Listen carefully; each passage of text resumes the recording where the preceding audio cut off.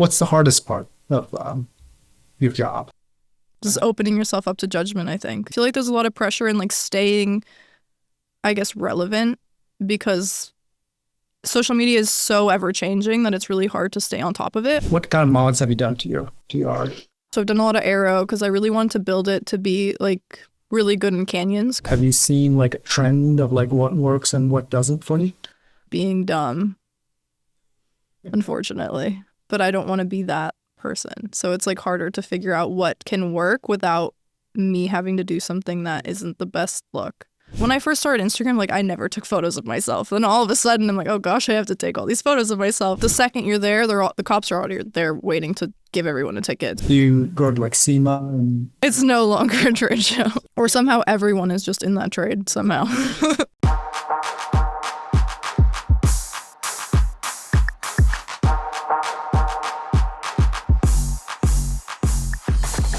Hey everyone, today on The Creative Drive, we're stepping into the world of a multi-hyphenate, Amber Bernstein, better known to her fans as Kill Bambi.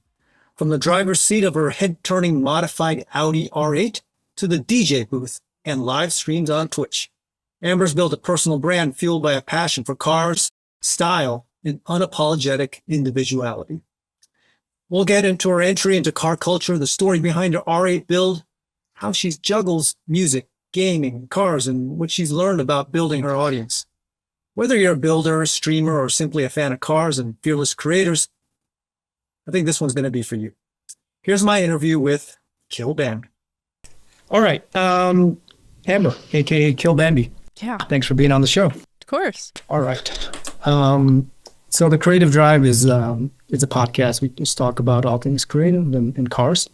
And we're happy to have you on, man. Yeah, I'm excited. All right. So you're a very interesting person. You do everything from cars to music, right? And you do gaming, like, streams on Twitch. Yeah. What do you usually describe yourself as? Or how do you describe yourself? I mean, it depends on the situation. I mean, I feel like I do so many things that I don't really have a description. I mean, I would say like a jack of all trades, but I feel like that means that you're not good at anything. You're just able to do everything. So it's always been really hard for me to just describe myself. I think I just have a lot of interests and lots of sides to myself. And like, how did you get into cars?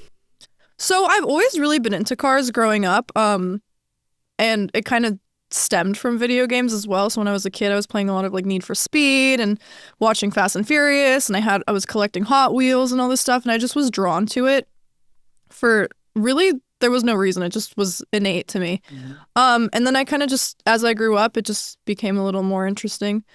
And here I am. I mean, I just kind of took it to a further extent than it started. I mean, it was just gaming, toys, and I was like, oh, I really like cars, and I was learning about them, watching races, and yeah. Was your like family into? No, not really. I mean, my dad collected cars, like older cars, Aston Martins, really. Mm-hmm. Then my mom, I mean, she likes cars for like how they look. Like when I was younger, she got in a little phase where she was buying like a few like Ferraris or a Lamborghini or stuff like that. So, I mean, I don't think my family is ever really into them in the way that I am, but I was around them a lot. So then it made me into it. Because if I talked to my mom about it, she'd be like, oh yeah, I like how it looks. And then I'm not super into like older Aston Martins, so I wouldn't say that my dad was really part of that either. Okay, all right. And then, so what was your first car? My first car was a CLA 250. Okay. It was a good first car. Yeah. I really liked that car. Very good first car. But you're famous for your R8, right? Yeah. How did that come about? Well, I've always wanted an R8 growing up. It kind of stemmed from Iron Man, to be honest, because I was like, oh, I want to be like him when I watched the first movie. Granted, he had the first generation R8, but I always really wanted it, and I was in Mercedes a lot. And Ferrari really, but I've always really liked the R8. So then one day I was able to afford it, and I was like, here, take all my money. I want to get this car that I've always wanted. So, I mean, I did it, and it was really great. It was kind of hard to come back from that because I got it when I was 21 and not very smart with money. But it was worth it, and I'm really happy that I did it now. It's like my dream car, so it was like my childhood dream come true. This is Racer, Your all-access pass to the best in motorsports, performance, and car culture.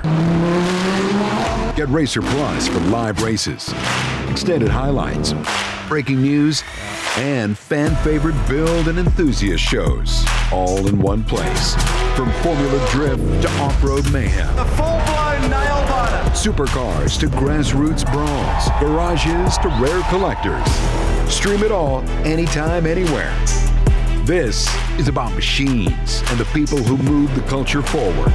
And when the screen fades, the story continues in Racer Magazine, a collectible trusted by champions, creators, and connoisseurs. Every page, a deeper dive into the soul of speed and performance. Racer Plus and Racer Magazine, the ultimate bundle. Built for the obsessed, powered by passion. Yeah, and it looks like you're having a lot of fun with it. Oh, I love it. Yeah. And that's what your audience and your fans seem to gravitate towards, right? Yeah, I feel like everyone who really follows me now, like they just think of me as like the girl with the R8. So every time like they have a question that has to do with that, like I've had so many people, especially since the 3RS came out, they'd be like, so I don't really know anyone else with an R8 and I care about your opinion. Should I get a 3RS or an R8? And I'm like, how are we even putting these in the same category, first of all? Like, they're totally different cars. So it's hard to say. I mean, I'm biased. I love the R8, especially it's a street car, but you know, the 3RS is a track monster. So like, I don't know. You do some track racing too, right? I used to, yeah. Yeah. Yep. So what did you race? I was doing a lot of GT racing. Mm-hmm. So I was just racing around like the US and stuff. It was a lot of fun, but it was expensive. So I stopped. It's an expensive hobby. Yeah. So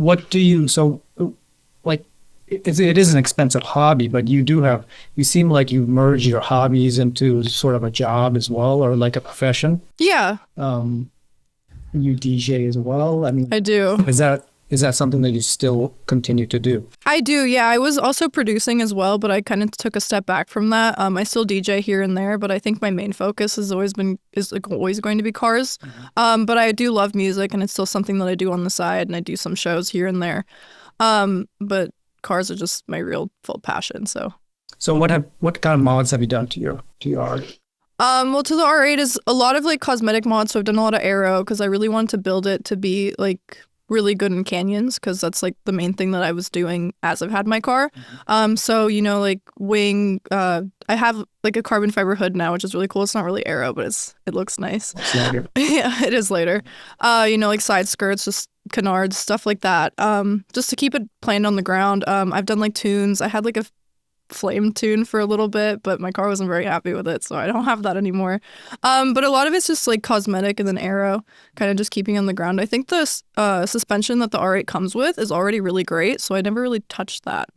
Okay, all right. What do you take your car out to like meets and like events and things? I do meets. I tried to also step back from that though, because I feel like a lot of people that come to meets don't really care about the cars, or maybe they just don't know any better, but it just gets to the point where people are just doing things that are really unsafe or just stupid in general. And it worries me when it's that close to something I own. I'm worried my car's gonna get hit, or like I'm gonna get hit, or other people are gonna get hurt. I just don't really like being in that environment. I feel like as I got older, the car community got worse. So I feel like you have to be a little more picky and choosy on where you go and where you really hang out at those types of meets. So I feel like it's been better now going to like curated things rather than just any meet. As much as I love going to a meet, I feel like people just don't respect other people's stuff. Yeah. Because I'll even have people like they go up to my car, they'll sit on it, or they'll touch it, or like open my door. I'm like, what are you doing? I'm not even there. Yeah, I mean, it's gotten so popular to a point. I mean, and I think the internet has helped with that a little bit, right? Yeah. You know, I mean, every other like image that pops out is some guy like rolling out from a meet, like running into a crowd, or right, exactly. And then it also sucks because the cops now all they think about is car meets or cars generally just being a bad thing. So the second you're there, the cops are already there waiting to give everyone a ticket. So I mean, I feel like social media really took out a lot of the fun when it comes to cars, because now like all the things that are popular are the bad parts of the car community, and I think that really ruined it, because now all these younger kids getting into the car community are like, oh, to be cool, I need to like destroy my car or destroy someone else's stuff or do donuts or run away from the cops. And that's not cool, but that's what does well. And I think it just shows the car community in such a bad light where now, like the police are in a space where they're like, oh, well, this must be what it's like, even though they don't. It's not. Yeah. So it sucks.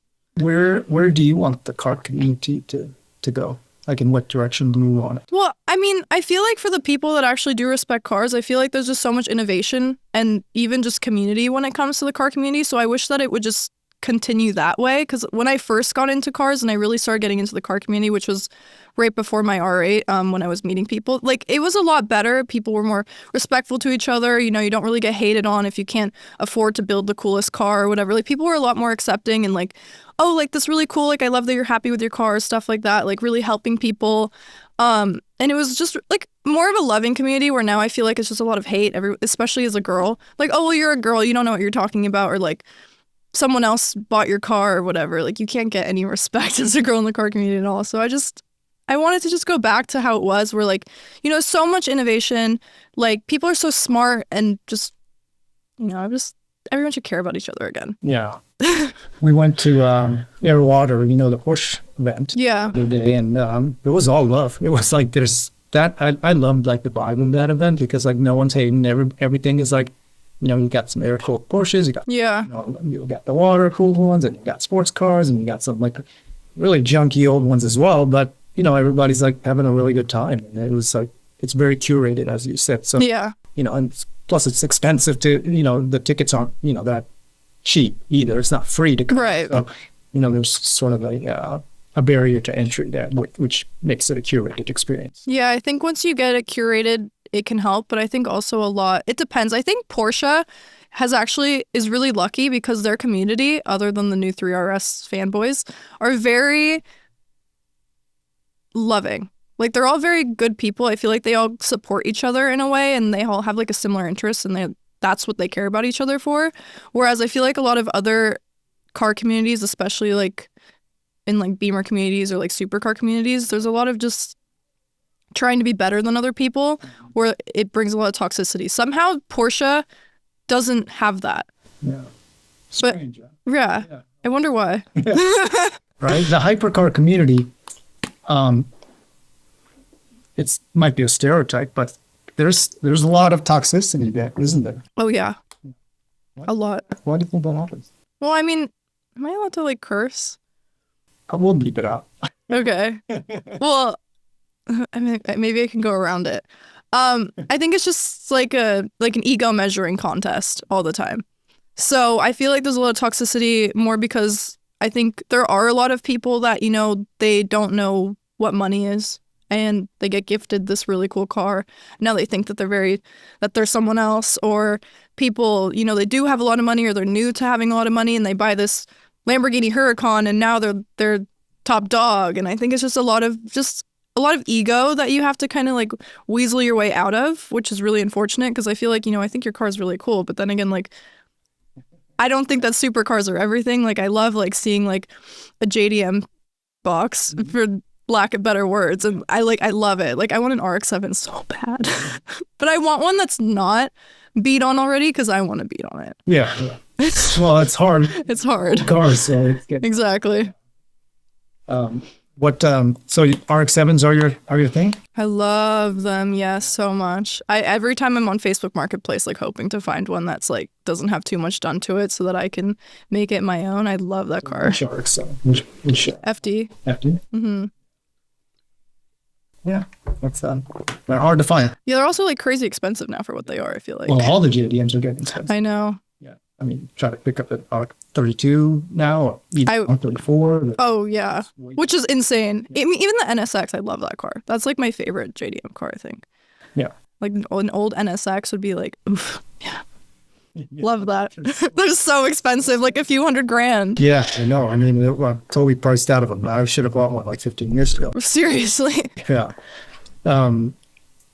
So gaming, you've always been into gaming? Is that, yeah. You grew up? Like, what kind of games do you play? Well, I play a lot of different games. I mean, every time someone asks me, I'd say that my main games are like shooters, horror games, or like RPG games, but I would say that I play just a variety of things. I love gaming. I love the community that it brings as well. So, I mean, I've been gaming forever. I mean, I started like on like a GameCube, and like all that stuff, and I loved like all the PS2 games, and I got super into horror games there, and it's just I've been doing it forever.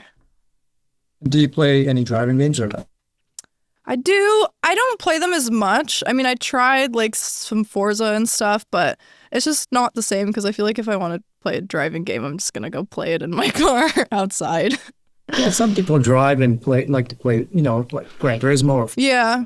I don't know. I've never gotten into it. You don't do any like iRacing or anything like that? I mean, I like the sim racing and stuff, but it's just I don't have a sim at my house, so I've never really been into it because on a little controller, it's just not fun to me. So, do you think there's an overlap between your car fans and your game fans? Not really. I think it depends because I feel like the car fans at least are a lot older, whereas like the gaming people are younger. So, I mean, I think there's some overlap, but I think it's still also very different. Depends. The platforms are different, right? So I've always noticed too that like even if you have a big following on YouTube, you can have 0 followers on Instagram, for example. They just don't cross over as much. Yeah, it's hard to get crossovers, especially between different niches. I think, TikTok is probably the easiest to grow on. And then I would say Instagram might be, I think Twitch actually, because I do Twitch now. I think Twitch is probably the hardest to grow on. But yeah, it's definitely hard to get people onto different things because especially like since my main account is all automotive stuff, when I started saying, oh, okay, I'm going to start doing gaming, not for a hobby, but also for social media, it's been a challenge to really find who is also into that because since people follow me for cars and they don't really care to watch games. Mm-hmm. Some people do, and there's definitely like that overlap a little bit, but it's not very much. Yeah. So what was it like building your audience from scratch on Twitch, for example? So you grew your Instagram first, right? Was that your main first? Yeah. And then you kind of transitioned over to Twitch? Yeah, so Twitch is still pretty new for me. I think I've been doing it now for like 10 months. Okay. So it's still pretty new. I've always been a little scared to like bring like my gaming into it just because of, growing up, like that was something that I'd be bullied for rather than now it's pretty cool. Yeah.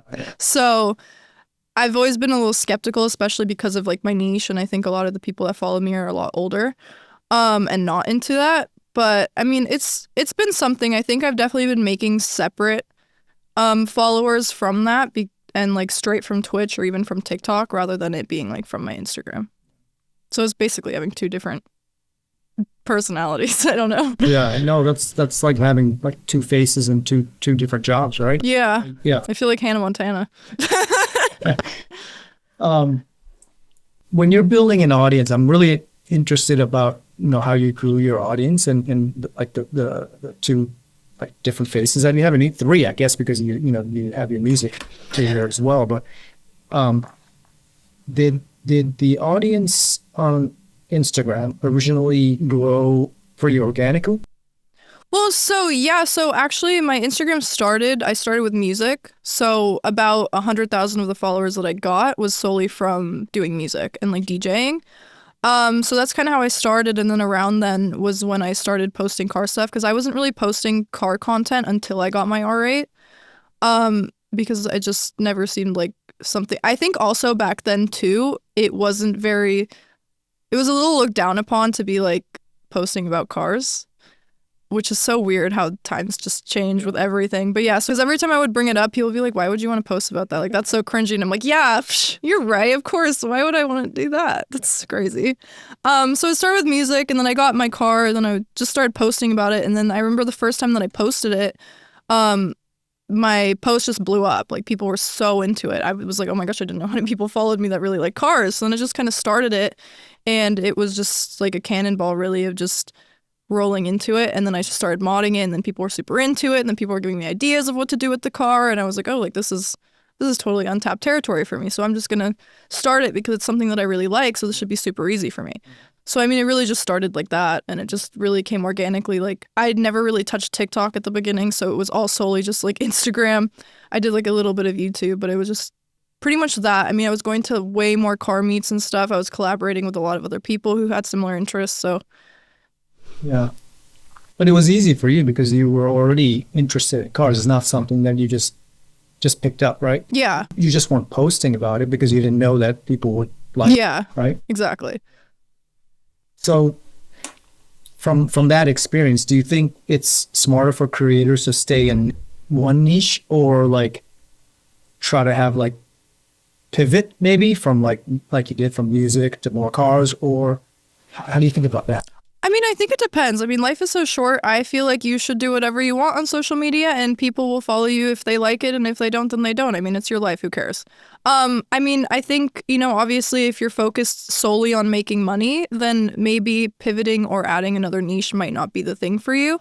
But I feel like at the end of the day, like if you're posting things that you love and people can tell that you love it, they're going to follow you for that sole reason. So I think that you should. If you like cars or you like video games or you like collecting shoes, post about it. Someone will like it. And if you even get one person that's like, oh my gosh, this is so cool, I think you did your job. Do you feel like posting about several different topics hurt your account? Or should you focus on, if you're about cars, it should be just like about cars? I feel like the accounts that do well really just focus on like, if it's cooking, it's cooking. If it's sneakers, it's sneakers. It's not like a bunch of different things. Yeah, I mean, I think there's ways around it. I don't think it necessarily would hurt your account, but I do think when you post about the other niche, it'll be a slower growth. So you're basically growing again on the same account for those specific posts. So if you're posting cars and you're posting shoes, the shoe posts might not do really well, but your car stuff will still do fine. But then, you know, over time, the shoe stuff might do well, and now you have a mixed niche. I feel like also like something that I do too is like with my gaming stuff, mainly what I post on my main account is just on my story about it, like when I go live. And then I have a second account where I post all the gaming stuff, but I have it in my bio. So in case people that follow me are into gaming stuff, they can go there. And then I'm just basically growing a whole separate account as a different person, basically.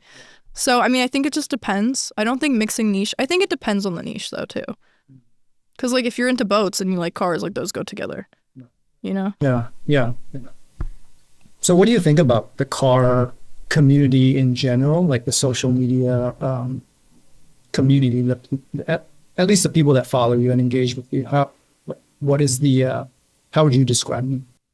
I think the people that follow me are the people that I think are still good in the community. I feel like I've always had a following of people that are really respectful and people that really just, you know, care about me, I feel like. I don't think I've ever really had like issues with people that follow me like being haters or anything. So I've always really liked that. Like especially like a lot of them like come onto my Twitch and they're supporting me there even if they don't care about gaming. Like I feel like I've always had like pretty like I guess a culty vibe following where like everyone cares about each other. Whereas like I think like a lot of the car community generally that I see online is a lot of hate. And then sometimes, you know, like my posts will find those people and get hate and I'm like, oh well, you know, it's there, unfortunately, but it's not the people that I have in my community, and I think that that's great. It's good that you kept it positive. I mean, that's really hard to do, though, sometimes, isn't it? Yeah, I mean, I don't know. I feel like I've also gotten to a point where, like, if people are, like, hating or, like, they follow me and then they just start being mean, then I kind of tell them to just leave. Like, I don't need you here if you're going to be negative. Like, I don't want you to be mean to people that follow me. I don't want you to be mean to people I know. I don't want you to be mean to me. Like, if you're upset, then you're upset with yourself, you know? Yeah. It doesn't affect me. Is there pressure to oversharing or like staying on as a creator and the balance between your personal life and your, you know? I don't know. I don't really think about it. I think there's a lot of pressure on making a lot of content and trying to stay unique on top and then also following trends at the same time. So, I mean, I feel like there's a lot of pressure in like staying, I guess, relevant because social media is so ever-changing that it's really hard to stay on top of it all the time, especially, like, I've never been someone who really cares about, like, taking photos or something. Like, when I first started Instagram, like, I never took photos of myself. Then all of a sudden, I'm like, oh, gosh, I have to take all these photos of myself, and I have to, like the photo. And I've never really been someone who, like, really, like, enjoys taking photos of myself. Now, it's gotten a little better, but it's always been something I struggled, like, even, like, speaking on camera. So, I mean, I think there's a lot of pressure in, like, doing that well and staying on top of it and doing it a lot, especially like for someone like me who's never really been into that. I know there's a lot of people that love making content and love taking photos of themselves all the time, and it's really easy for them, and it's a lot harder for me because I've never really been into it. It's a little more of a learning curve for me. Yeah, yeah. No, I mean, I think it's tough. You know, I've talked to a lot of people. Like my friend Di, for example, he says he doesn't like being on camera at all. You know, but he got like close to 1 million followers, and it's like that's his job, and he's a race car driver. So he does it, and he has to do it. But you know, after all these years, he says he's not comfortable still. You know, I think if you're just not comfortable to begin with, it just isn't something that will come to you. I think it's something you have to naturally really enjoy doing, or it's just something you have to work through. I mean, he's gotten really, really good. Yeah. From when we started, I mean. Well, it's a lot of pressure because then, you know, people are watching you and you're opening yourself up to judgment. And I think that's the hardest part about it. Yeah, yeah. What's the hardest part of your job? That just opening yourself up to judgment, I think, has been at least the hardest for me, just for, you know, I've just, you know, growing up have been like an insecure girl. So then like having to learn to kind of ignore people saying bad things about you because it really doesn't have anything to do with you is just, I think, is a really hard thing to just overcome, especially like the more people that see you, the more you're opening yourself up to other people judging you. So I think that would probably be like a hard thing for sure.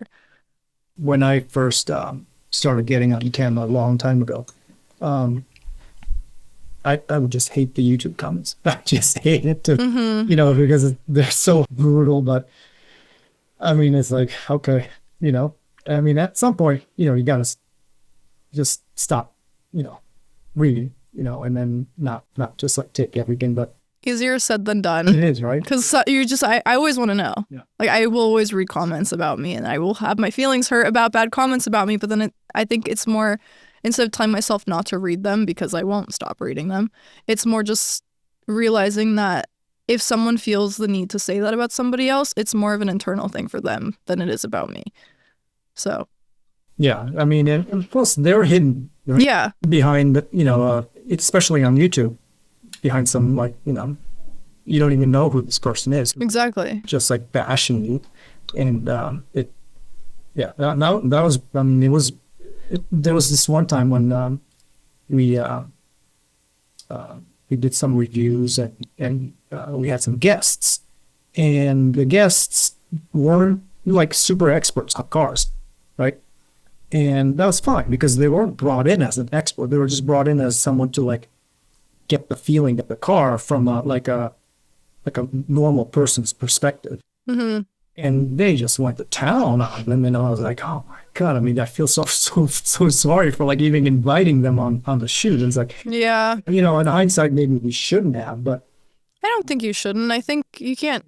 People are mean. People are mean. I mean, I've also dealt with, like, especially every time, you know, like being a girl in the car community, every time I say I'm into cars, they're like, oh, okay, name every car. Name every part of the car. Okay, you don't like cars. It's like, why is this a test? You don't know that either, you know? It's just... It's probably tough as a girl because people assume that you don't know anything about cars, right? They're always very confused when I, like, can help them figure something out about a car. And they're like, oh, you know what you're talking about? Well, your boyfriend probably taught that to you. Like, oh my God, it's never ending. What do you do in situations like that? Just laugh it off. Yeah. Do I humble them? Yeah.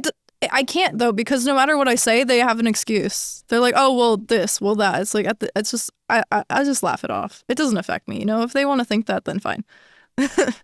So what does a typical week for you look like? Day in the life of Kill Bambi.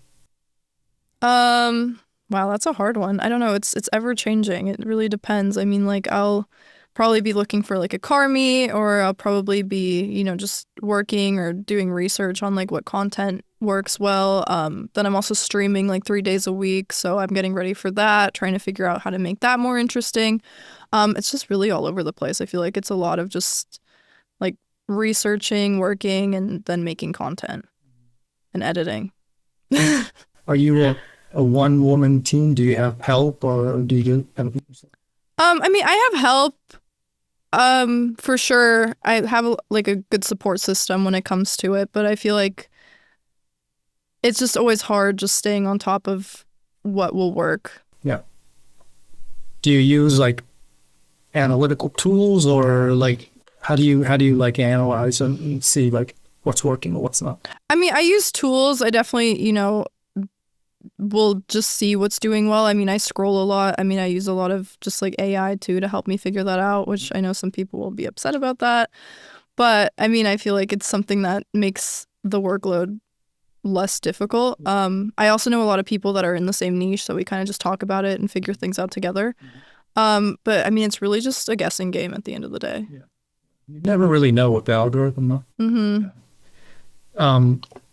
There's like with the recent, algorithm adjustments and the changes, have you seen like a trend of like what works and what doesn't for you? No, because sometimes the things that I think won't do well, and the things that I think will do well, don't do well. So at the end of the day, I don't think I even have it figured out. So for me, I don't know. But what I see working really well on social media generally is just being dumb. Unfortunately. Really? Yeah. So those do well for you. Not for me, but what I see when I see other people's videos do well, I just don't want to come off. No, just like, like that one, there's this one girl that she just stands on her car and breaks it for fun and gets millions and millions of views, or, like Whistling Diesel, like just destroying cars for fun. Like those things do well, but I don't want to be that person. So it's like harder to figure out what can work without me having to do something that isn't the best look. Yeah. Yeah, that's a tough one because like it's sensationalism, right? Yeah. You're breaking a car, it's like people will stop to look at it and engage. Exactly. They'll comment, that's stupid, then it'll hype you up. Well, like one of my best videos was a video that was of me, like a car that I filmed crashing on the freeway. Mm-hmm. Was like one of the best videos that I've posted. So car related at least. So it's just confusing because it sucks that those are the things that do well because I can't really compete with that because I don't want to be destroying cars. I love cars. I want them to like look good and be driven and have a happy life. I don't want to break them, let alone that's expensive. Yeah. So you mentioned, you talked with some other car creators, right? Mm-hmm. What kind of like cool collaborations have you done or collaborations that you're thinking of doing? I mean, some cool collaborations that I've done. I mean, back in the day, I was working a lot with like Alex Choi, or I was doing some collaborations with Whistling Diesel. What I'm thinking of doing in the future, I'm honestly not sure. I've been trying to get a lot of the car girls to want to do some stuff. I mean, even if they're not very big or on social media, I feel like it would just be fun to start showing just more girls. And there's like this group in LA called Car Girls of LA. And, we always try to set up like collab meets to be able to just do something together as girls who have a love for cars. Mm-hmm. So I feel like that would be like the collaborations that I would be like most focused on right now. What kind of things would you do? I don't know. I mean, like they do meets and stuff. So maybe something along the lines of that. I mean, just, content at the end of the day, like whatever works. It's hard to say because like it kind of just comes, and it also depends on the day because next week, what does well this week is not going to do well next week. So it's just all up in the air. Any more racing in your future? No. I mean, for fun, definitely. I do it once in a while and like would love to get back into it, but it's just a cause of where my priorities are right now, and putting all my money towards that right now wouldn't be beneficial in any way other than to like my mental health, which I love. Which you always want to keep. Of course. Yeah. You heard about Willowsprings, right? Getting bought by Singer and that investment group. Yeah, they're going to ruin it. You think they're going to ruin it? Oh, for sure. Yeah. I think so. Why is it? It's just, I feel like when places like that, I mean, I feel like a lot of people have been buying tracks for the sole purpose of tearing them down, especially because of how many people complain about it. I mean, even like Laguna Seca has had a lot of complaints where they want to get rid of the track too because of neighbors and stuff. It's so stupid. Also like Sonoma. So exactly. So it's just, I feel like at the end of the day, like they're going to do what's going to make them more money. And I feel like the track might not be that. They're working with the county though. So okay. Happy about that.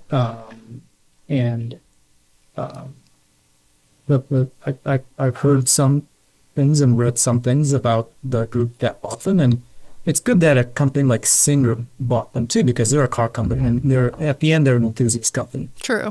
Enthusiast brand. So I hope that they do right with the track, because it's It's only like what, an hour and a half from LA, Yeah, it's really close. a little bit down south, but it's the closest track we have here, and it's a big part of the automotive enthusiast community. So it would be a shame if regular folks could use it, enjoy that. Yeah, I agree. I mean, it's kind of a staple for here. Otherwise, like, you have to go to Buttonwillow, which is even further. Yeah, which is like, what, 4 hours away. Right? Yeah, something like that. So for new creators trying to like break through into like car content or in the car community, what should they be doing? Posting a lot. Like, a lot. Yeah. I mean, it depends on the platform, but I think right now the best thing to focus on is like TikTok or like YouTube. Instagram is great, but I think Instagram is a lot harder to gain traction or find new people. I think Instagram is really good for entertaining the people you already have. So I think TikTok at the end of the day is like something really good to focus on when you're trying to grow from scratch at the beginning. Because it's just a lot easier to grow. A lot of people are more willing to follow you there. And most big creators have most of their followers on TikTok. So I think that's always just like the way to go, to branch out. And then, once you have that kind of settled, you can try to move them over elsewhere. But I mean, I know people with like millions and millions of followers on TikTok who have like 5,000 followers on Instagram. Yeah. So it depends. I think you just should choose a platform, learn that platform in and out, and then build your fan base there, which is posting whatever works on those platforms. And why YouTube? I mean, I think YouTube is always just great because especially since they have shorts. Is it shorts? Yeah. Okay, they have shorts, so you can just scroll through those, which kind of has like that TikTok Reels thing where people can find you. I think like posting shorts is a really good way to grow and gain new followers. So I definitely think YouTube is a good place. And then also, they have really good monetization. So once you start gaining traction there, then that's the best platform to get paid on, other than, like Twitch and streaming platforms. Yeah. So what is next for you? Any plans for this year? Builds, trips, events? Like what's in your? Well, I was really looking forward to one event, but they ended up canceling it because of the tariffs. So no, I'm not too sure about that. But I mean, I don't know. I'm kind of 50-50 wanting to get another car and start building. I don't know whether it's going to be like a JDM type of drift build vibe, or I kind of have been leaning towards maybe like a C5 Corvette, or maybe just going and doing another supercar. But the thing with supercars is, as much as I love them, there's not that much you can do to them because they're already pretty dialed. So like, you can only just make them more fast. So, I mean, they're really great cars and they're so much fun to drive. But as far as building them, they're also really hard to build by yourself, especially like European cars. The engine is just everything is just plopped together. You can't get anywhere without it taking you 6 hours for you to pull out one thing. So it just depends. Yeah. So the tariff issue with the event, was that like an aftermarket company or a brand or something like that? Well, so the event's called Velocity. So yeah. So it's in Sonoma and they have a bunch of really cool race cars, hypercars, and they put them on the track. It's really cool to see. I really love going there. So I was really looking forward to that, but then they ended up posting that they had to postpone it because of the tariffs, which really sucks because that's like an event that I usually look forward to a lot. Other than I really will probably be going to Cars and Copters is one that I always look forward to. Do you go to like SEMA? I think I will probably end up going to SEMA this year. I haven't gone the last couple of years because I feel like it got a little more. I think once they started opening it more to the public, it got a little harder to want to go. Because now there's like way too many people. Yeah, so it's just, I liked it better when it was a little smaller, which I mean, I know is a little selfish because other people want to see those cars and I get it. But it's also like when there's so many people surrounding one car, you can't really, enjoy the car because now you're just going through people and trying to look at it for 5 seconds before someone else gets in front of you. Well, I mean, technically it is a trade show, right? It's no longer a trade show. Or somehow everyone is just in that trade somehow. Everybody. Yeah. The Velocity Invitational, that's an interesting one. I was actually talking to the folks about bringing this podcast to the Velocity Invitational. Oh, really? Yeah, and doing a podcast from the event. which sounded really cool, right? That would have been really cool. Lots of old, race cars, and it's just a cool vibe. I like that event as well. Last time there was like 4 F1s. Yeah, it's a shame, but yeah, I get it. I mean, a lot of people have been affected by these tariffs. Yeah. Yeah,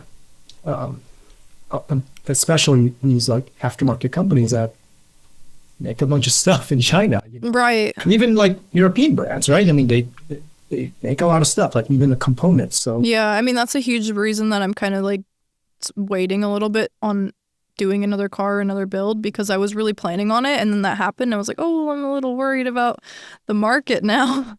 So, I mean, I don't want to be overspending on a car.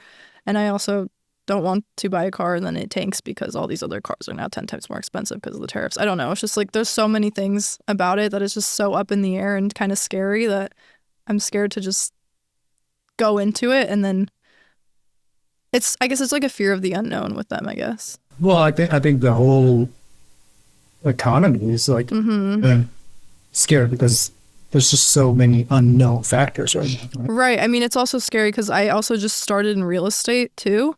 And no, the house market is insane. Like no one wants to buy a house. And if you do, you're spending so much money for $1 million house. You're basically spending double with everything. It's horrible. Yeah. I mean, it's just the unknown is very, very scary for people. Yeah. Yeah. We have this segment on the show. We have 2 segments, actually. Actually 3, if you count the interview segment. So we have the interview segment, and we have this segment called the rapid fire round. Right? Oh gosh. Okay. So first thing that comes to mind, no overthinking. Okay. Now that you told me not to, I'm gonna do it. All right. So here we go. The creative drive rapid fire round. Here we go. Manual or paddle shifters? Oh, I'm gonna get so much hate for this. Paddle shifters. It's faster. Yeah. Dream DJ set location. EDC. Last game you streamed on Twitch. Phasmophobia. Most underrated car mod. Ooh. Wow. That's a really hard one. Underrated? Wow. That's a really hard one. I don't know. Maybe like actual arrow that works. Functional. Functional arrow. That's a smart one, actually. I feel like people only go for looks, you know? Right? Yeah. Go to energy drink or Red Bull. Sponsor me.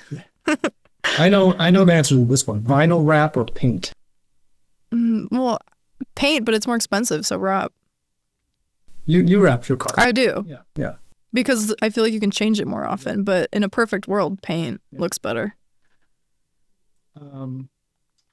Which social media platform surprised you with high engagement?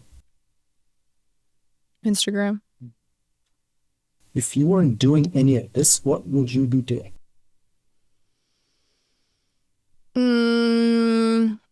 Maybe working at a body shop or car sales. All right. Thank you. That was good. You did really good. I tried. Yeah. So Red Bull, huh? I love Red Bull. Is that really your go-to? Everyone who knows me is like, they know that I just love Red Bull. I have a Red Bull on stream all the time. Don't they? I think they just started, but it's more in like the esports realm, and I'm not really up there anymore. When I was like 17, I went pro in Fortnite, and like maybe then it would have worked, but I am not pro in anything right now, so I don't think that I would be on their radar. Yeah, that's interesting. I mean, so you stream like 3 times a week? Yeah, I want to do it more, but I feel like I'm just waiting to. I'm focusing more on growing it rather than like streaming too much because I don't want to overflow the people that are already watching me. So I think once I grow it to a bigger part and become like a Twitch partner, then I'd start streaming more. I just remember I was talking to my daughter the other day. Like we were talking about the podcast. Like I'm gonna interview a girl. Her name is Kill Bambi, and she goes, oh, "It's the coolest name I've ever heard." That's awesome. I love that. It always goes both ways. It's either why do you want to kill the deer or oh, that's a really cool name. Is that from the Sex Pistols song, or where did you get that? Kill Bill. Kill Bill. Okay, that's it. Yeah. You know who killed Bambi, right? That's it. Yeah. I thought since you were a musician, you got it from. I didn't. I actually noticed that song afterwards because I always went by Bambi. And then when I started music, I wanted to go like a more edgier vibe, especially like when I was younger. I was way more edgy. So I was like wanting it to be something. I went like, oh, like a Zed's Dead vibe. So I could be Bambi's Dead. But I was like, I don't really like that. So then I was like, oh, like Kill Bill, Kill Bambi. Oh, that sounds so good because it kind of flows. Yeah. But Good name. It's a cool name. thanks. Our last section is called Who's Boosting It? What? It's a fan favorite. It's called Who's Boosting It? So we ask our guests to shout out someone who's like really doing good, like, you know, turbo boost, like who's doing really well, right now, like in terms so creator, brand, or event, like who's like really killing it right now. Creator, who's killing it right now in creator world? That's where this is our most popular segment. I bet. Into our analytics. Let's see. I think a creator that's really killing it right now would be maybe Lindsay Brewer. Okay, yeah. I think she's killing it. Yes. She's a like model race car driver. Yeah. Yeah. She's doing really well. She's doing really well, yes. Brand. Who's boosting? Red Bull, just kidding. They've been boosting it. I don't know, maybe I'm trying to think. Like you say brand and now I forget every brand that ever existed. Well, you're not the first person that said Red Bull though.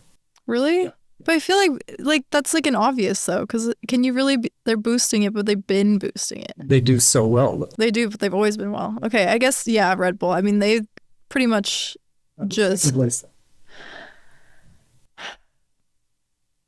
Audi. Why Audi? Because I love Audi. Yeah. For no particular reason, of course. Well, the R8 in Iron Man was one of the best marketing moves they ever did. It was. It really was. Yeah. Honestly, probably not Audi, though. I'd say Porsche, because right now the traction that they're getting is insane, and the kind of content they're putting out is insane, so I would say Porsche right now is doing insane. I had a guy that makes documentaries for Subaru called Launch Control on the other day, and he brought up a documentary that we both watched when we were coming up called Truth in 24, and it is you're too young to know, and you're probably too young to know this one too, but it's a documentary about Audi's Le Mans, 24 Hours of Le Mans race, and it is just the best documented, and you will, if you aren't a fan of Audi, you will become a fan if you watch that. So if you're a Audi girl, you should. I should watch that. Yes, it's a really it's old, but it's good. It's probably somewhere. It's probably on YouTube, but it's called Truth in 24. Okay, I'll get on it. Yeah. Events. Who's killing? I don't know. That's a good question. These are all really good questions that I feel like I have to really think about. And then I'm probably not giving the right credit to anyone because I'm not thinking about it. Event, maybe. What events even are there? I'll give it to Velocity, even though they're not doing it this year. Even though they're not, yeah. Hopefully they come back. Yeah, hopefully they come back. Well, Amber, I think you're doing great stuff. A positive thing for the car community and for all the car girls out there.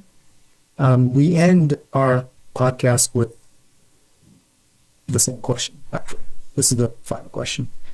What is your creative drive? The love for it. My creative drive is really just my love and passion for what I do. For cars or for cars? Yeah. So would you still do it if you didn't have a cell phone or you didn't have a camera? Yeah, I would still do it. Well, like be in cars? Yeah, definitely. I was in it before all of that. Obviously. Well, how do people find? Well, we talked about how people find you, but like once again, what's the best way to follow you? Kill.Bambi on Instagram or Kill Bambi on Twitch. You're streaming tonight too, aren't you? I am streaming tonight. All right, watch. Go find Kill Bambi. All right, Amber. Thanks for being on the show. This was really fun. Yeah, thank you. That was so fun. Thanks for having me. You're welcome. All right. Thanks for watching and listening to The Creative Drive, where we offer listeners a candid look into the minds of automotive creators and their journeys. The Creative Drive is available on all podcast platforms, and we have more awesome guests lined up for you guys, so please subscribe so you don't miss any episodes. If you're interested in partnering with us, or if you have any feedback, please email us at podcast@racer.com or DM us in our Instagram. The Creative Drive is produced by Molly Binks from Racer Studio, directed by TJ Keon, creative director George Tamayo, and edited by Andrew Snyder. We've got New Nick, OG Nick, and Morgan on the socials. I'm your host, Taro Koki. Thanks for watching again, and we'll see you next time.